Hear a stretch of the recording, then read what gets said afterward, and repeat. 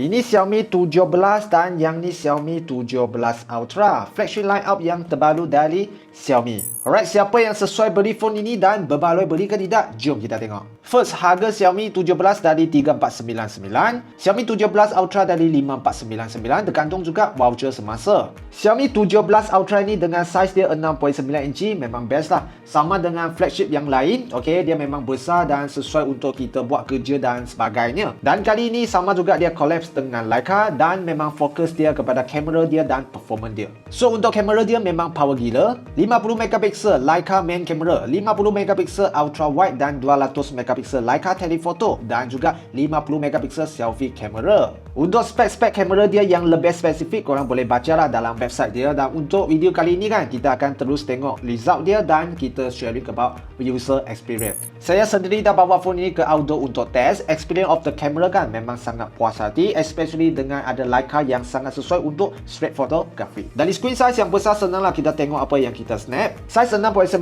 inci pun memang best untuk pegang waktu kita nak snap gambar. Kadang-kadang dia kecil sangat macam tak stable waktu nak pegang. Tapi ini hanyalah experience dari saya. Even hari itu saya bawa matahari yang panas, memanglah kalau kita buka kamera kan memang dia akan senang panas. Tapi kan dia tak overheat, yang paling best dia tak overheat. So dia tak ganggu, dia tak lagging, kita masih boleh enjoy untuk ambil gambar. Saya sangat suka sebab dia punya distortion dia sangat minimal. Maksudnya biasanya kita ambil wide angle kan, biasanya dekat tepi-tepi dia akan nampak bengkok dan sengit sikit. Tapi yang ni kan dia sangat kurang. So gambar building ataupun group photo nanti kan orang dia tak akan jadi pelik-pelik. Untuk standard range memang semua okey dari segi color dan sharpness dia. Lagi satu yang kena puji adalah cahaya yang dia capture memang cun-cun sebab dia gunakan sensor yang sangat besar 1 inci. So even kita ambil gambar yang ada backlight sikit pun, tempat yang gelap itu kan kita masih nampak cantik kalau compare dengan kamera yang lain. Serius kata, kalau korang yang suka fotografi, phone ni korang boleh jalan 1 KL sepanjang hari sebab gambar dia semua memang cantik. Cuma hari tu kan saya keluar bersama family lah, so memang tak boleh spend sepanjang hari. Kalau tak,